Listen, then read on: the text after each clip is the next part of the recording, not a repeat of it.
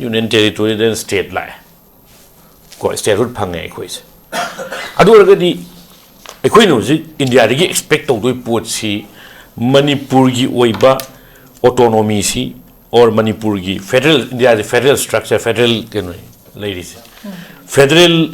politici India gi sina union government in respect to botu ne ba ekhoi no ji India ri yam quite least so in expect to do se adu gi expectation sa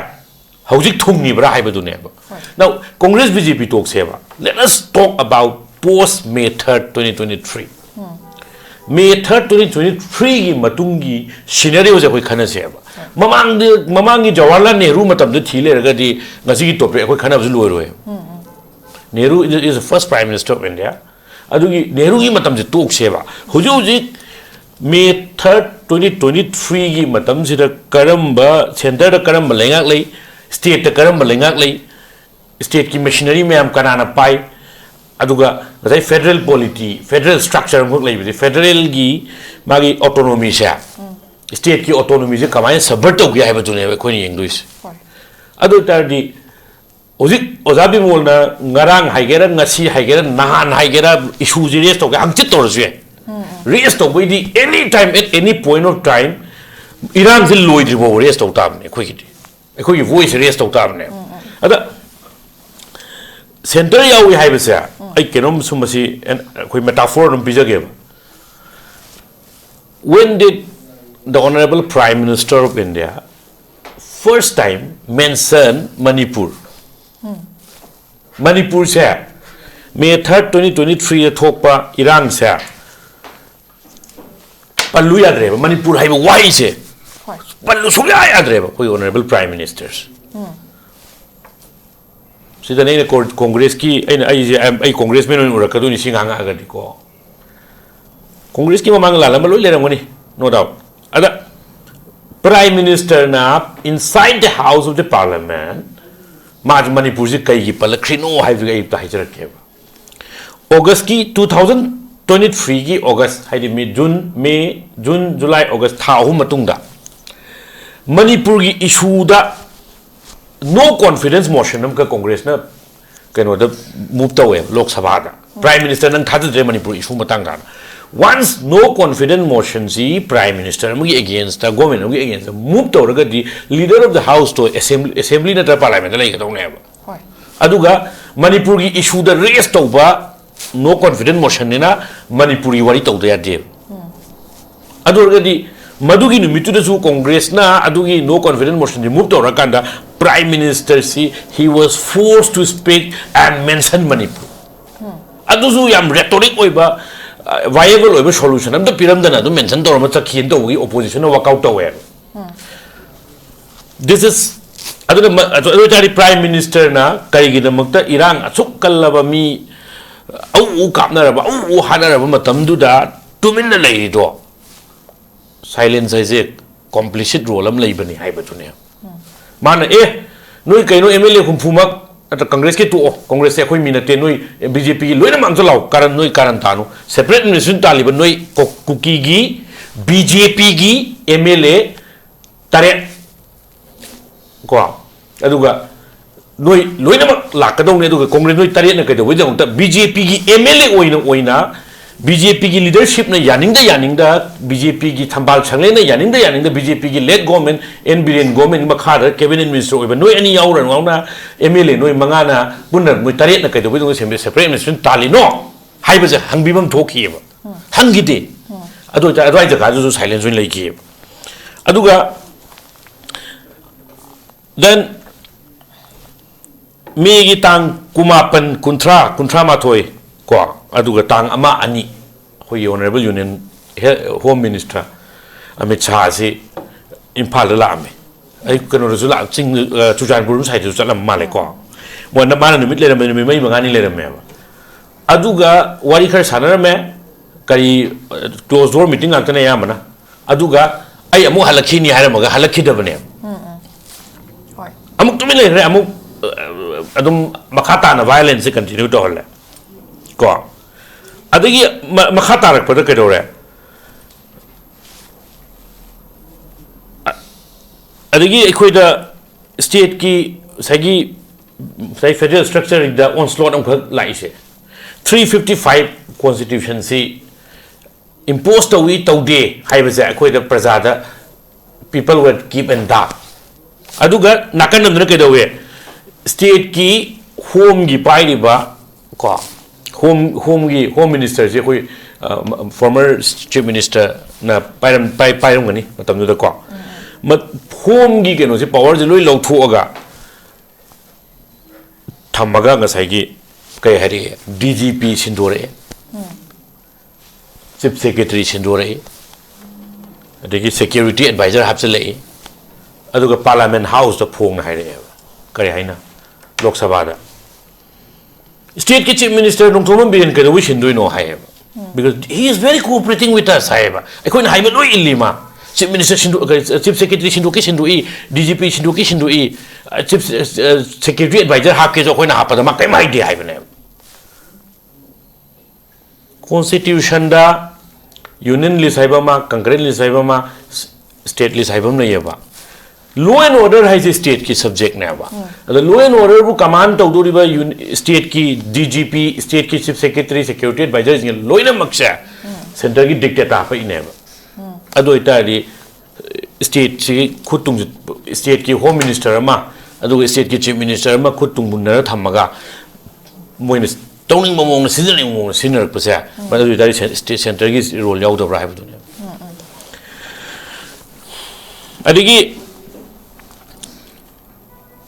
unified command lo thok rena haire ado itari ngasai gi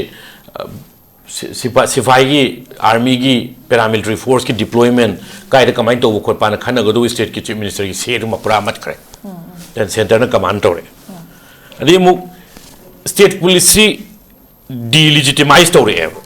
karam bengal da sidi go sisu yam tina maru iba kaino ni state ki force central paramilitary force na thatle haiba sa kayarang thingna ekhona andaki irang sida state force thodo ke to da police station mana khamjin nei khamjalaga thami sugunu da male madu gidu state ki force na ai moi state ki oiba tawjage thabak magi oiba duty perform tawjage to da station mamang na khamjala thamaga ko ka chingna dana adigi FIR tawni threaten tawna dana tawnu gi bese masi gi amuk sidam hangba ya question jina Atram Chauba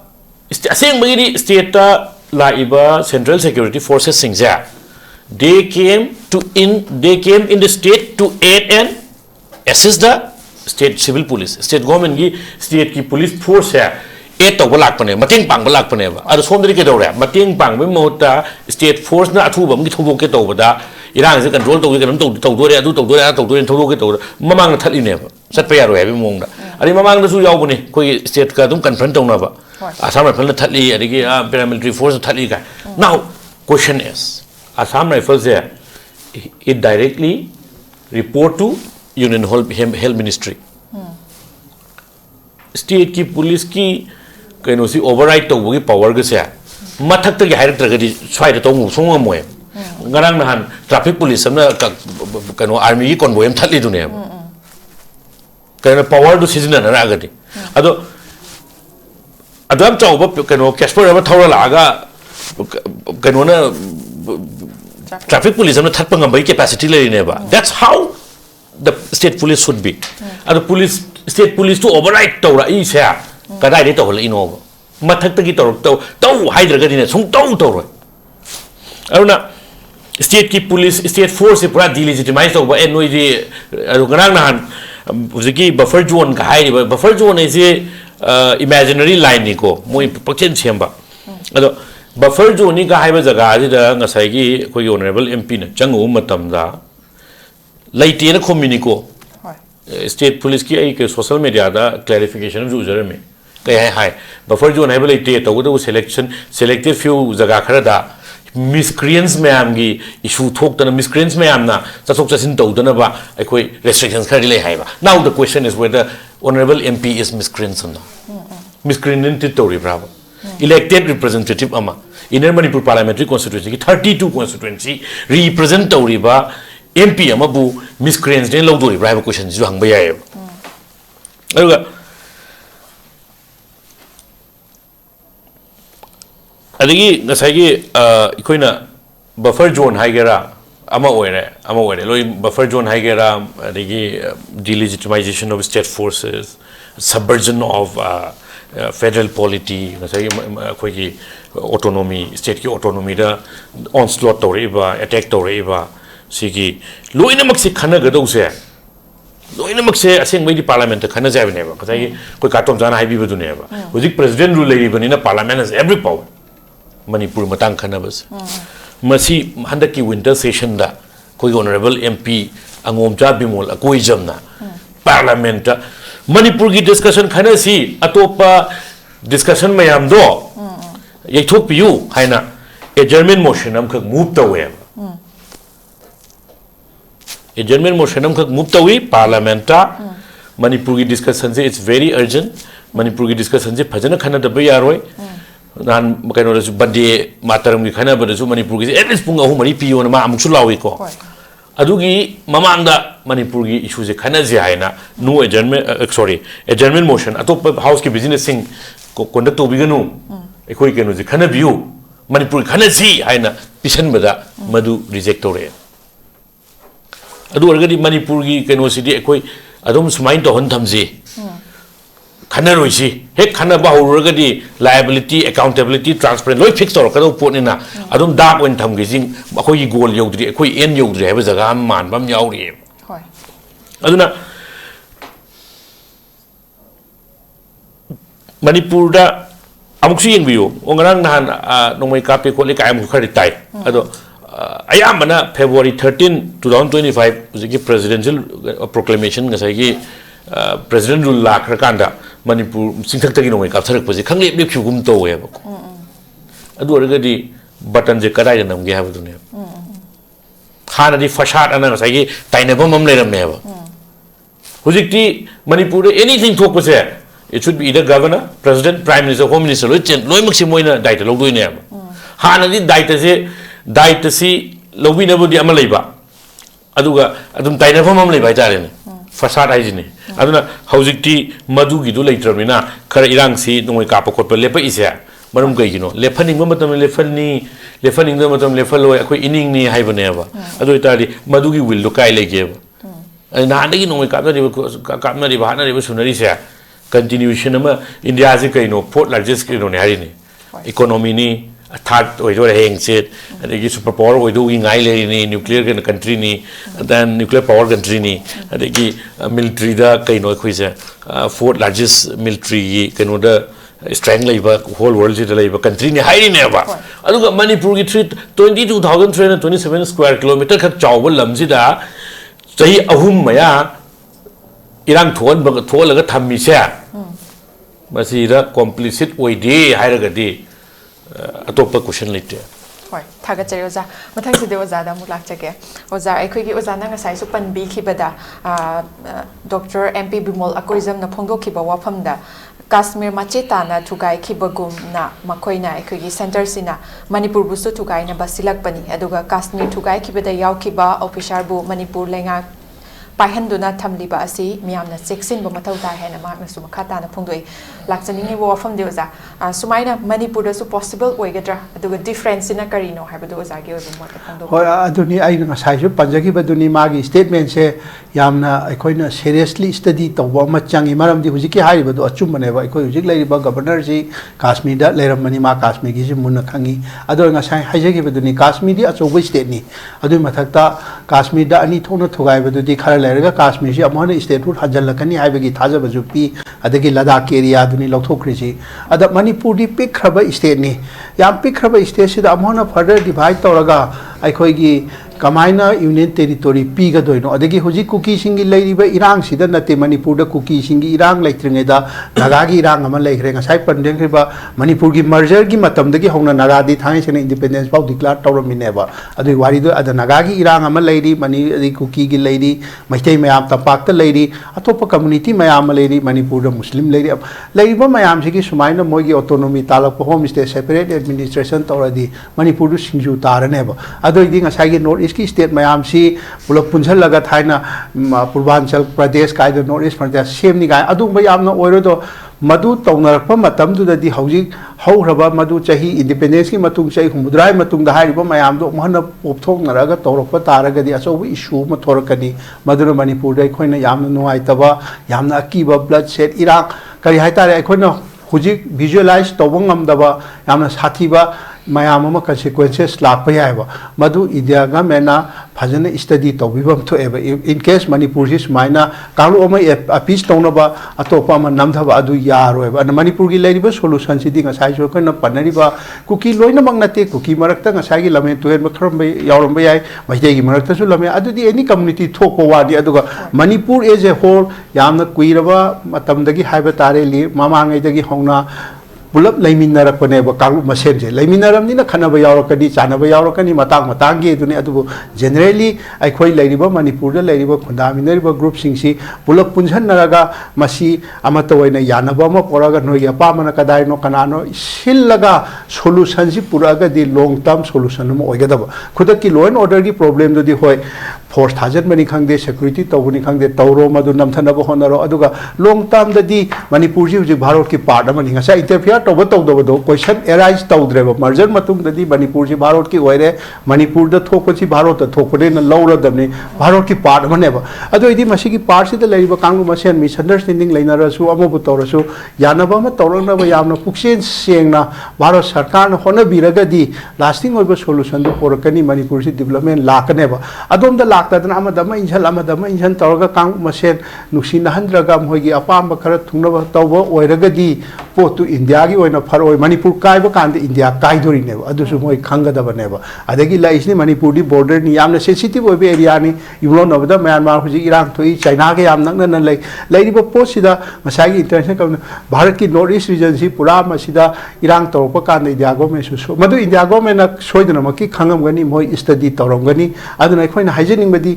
Manipur कायबे यारोय हाबसी central government हन हनसु assurance पीखरे हौजिकसु पीरी अदुना मसी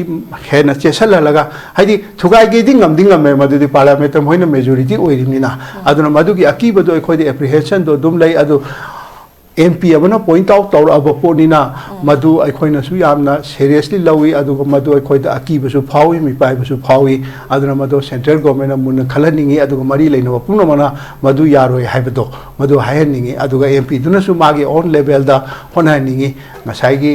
मसीदी political party की difference ma'am दु खाइदोनरगा कांगलु मसेंगी difference दु खाइदोनरगा Manipur the लेमिनरिबा अखोइ Poonam Manipur से अखोइगी इरमदमनी मसी पुन लेमिनगदबनी मसी थुगाइबे यारोय हाइबो खोलाउसिमदी कोइ लोइनमक तौमिननिंगेबो आइदि अदु खक्तगी वानी अदुना मधुगी लाइन दुदा चंगजलनिंगे अदुना हुजि फबुदी याम फरे MP ना दु माइनगा पॉइंट आउट तौरपसी खरदी अखोइ खंगनर अनिदना माया पॉलिटिशियन सिंगसु अतैसु अदुना मणिपुर काइबसिदी अखोइ कनामतना पामते मधुमदी आई मयक सेंगना थमजनिंगे अदुगा मसीगी काइनबगी स्टाइल हेक लापा कांदा यामना तमथीबा कन्सिक्वेंसेस मयाम अमा लाकद्रैना खल्ले होय थागचै मखाताना उजादा मुलाक्चगे अखोगी असोइबा मयाम लेरे हाइबगी अरानबा मयाम लेरे हाइबगी मतंग दुसुनी MP बिमोलना फोंदोपीबदा असिगुम्बा असोइबा से लेबसे अखोगी इंडिया की अचौ चौबा स्टेट सिंगनादी सेंटर दा लुचिंगबा ओइरे हाइबा तारे उजा असिगुमना मणिपुर की मसानासु ओइबा तारगदी सेंटर की लुचिंगबसे ओइबा तारगदी असोइबा अरानबा सिंगसे सुमथोकपा ngambagi tanza adu legadra uza kari motham Manipur मसाना अचौबा सेंटर दा लीडर ओइरी मणिपुर मचान होम मिनिस्टर ओइरेदी ngasi तौर फिल्म जी ओइरमदबसु याय लाइबक थीबदी ngसाइगी डेमोक्रेसी ददी मसिंग द चटपनिना नंबर द चटपनिना मणिपुर दगी MP अनिहुम ख काबा अमनि ख काबदुना दिकाय दगी असोम द मंत्री ओइरदगी अदुबु ओइदबदी नते ममांग द स्टेट मिनिस्टर गादी ओइरमिदना अदुना इंडिया की सेंट्रल एडमिनिस्ट्रेशन द मणिपुर की मचा मयाम यावरगदी अखोइगी वाहै अखोइगी वॉइस हाइगद्रा अखोइगी अपाबसे खरब हाउदी सोइदना तागने दो लाइबक थीबदी स्टेट अपिकपो ओइरुबनिना मसाइगी डेमोक्रेसी ददी मसिदी अखोइगी अमगी वासुना नत्रे मणिपुर दु याम चाउना रिप्रेजेंट तो UP द स्टेट की MP मरफू लेबदुगा अखोइ सिदा MP अनिखक लेबदुगा दि कमाइना मानरुनी होय होय आई केनो मर थचाबे वफमदिना चजेबा मसे एदी मी की पर्सनल करिश्मा से सनादा मेघालय दा अखोइना उबसी याम पिकपे स्टेट नि मणिपुर का चाप माने मोइस बिसिंग जु चाप माने MP मसिंग मानरमगनी मेघालय दा PS Sangma Thoe. Thui. Honorable Lok Sabha ki MP bho oiramne. Number 1. Number 2 Mamas hujiki PS Sangma se. Aina haijabna mi masing le amuk suna. Mi gi jina yam lingagadi masing haiba leite haijabna. Leite. Sana Amadudi PS Sangma se. The exception oraga PS Sangma si he was almost president of India. Pranab Mukherjee vote lepina bada ma po oraga mu Supreme Court anchana bada Supreme Court ki constitution bench ta 3-2 the lehori neba judge humna Pranab Mukherjee election do chumi ke chukai dia haiba ani just ani ni ko ani am khatane khenari je am ani mana Pranab Mukherjee ki election do lali PS Sangma oibum thu ena haraga leikiba ade aina khasum kan laksari se gawagi state defense minister union ki defense minister ka hai se khoi ai mo mare ye ta ba